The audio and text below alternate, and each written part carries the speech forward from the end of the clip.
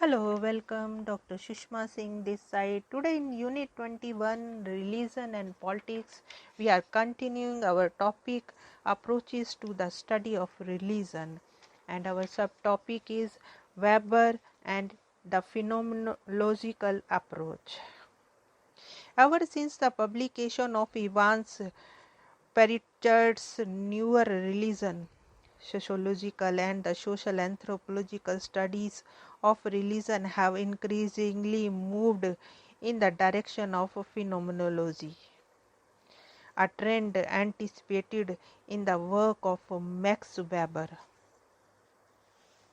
Weber's sociology of religion provides an alternative perspective to Durkheim's, which emphasizes the exteriority and the cohesiveness of social facts, which are also collective representations. The essence of Weber's sociology of religion lies in his emphasis on an interpretative understanding of social reality, leading to causal explanation.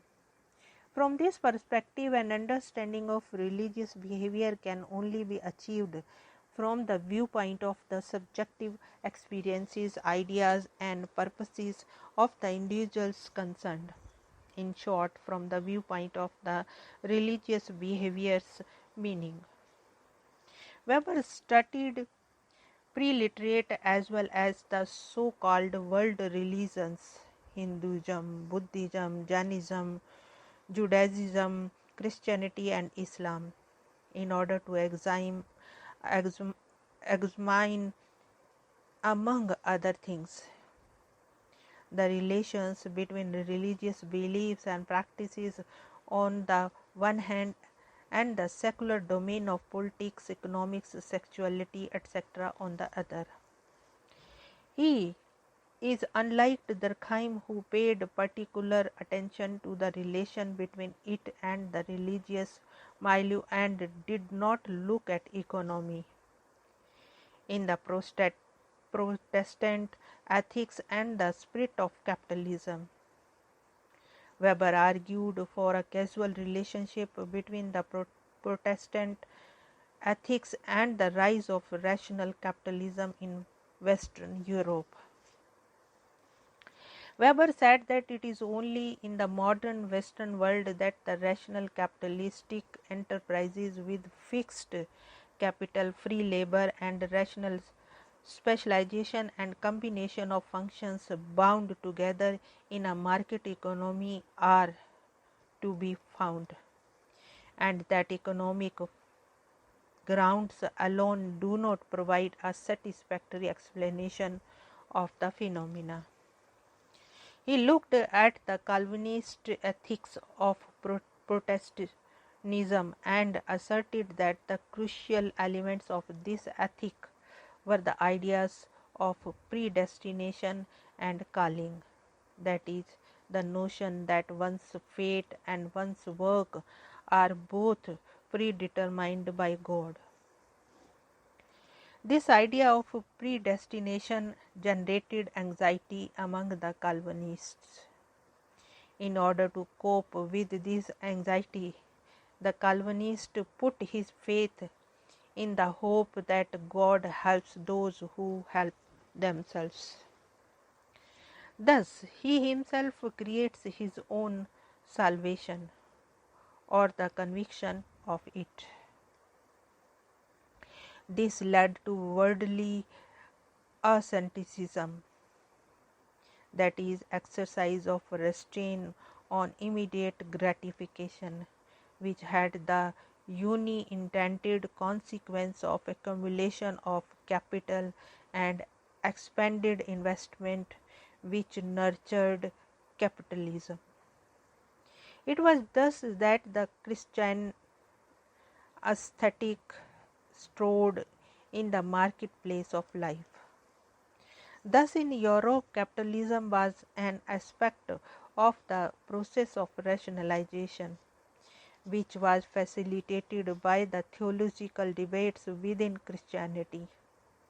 Weber went beyond Europe to examine the economic ethics associated with the other world religions. A basic conclusion he drew after examining the relations in India was that Indian religiosity is the cradle of those religious ethics which have abrogated the world. Theoretically, practically, and to the greatest extent. However, other social scientists like Milton Singler and others who studied religion in India found that this opinion does not hold true at field level. Singer's study proved that Hindu businessmen had the capacity to compartmentalize their religious life from their business life. Jainism and Buddhism both have elements which are closer to the ethics of profit and enterprise.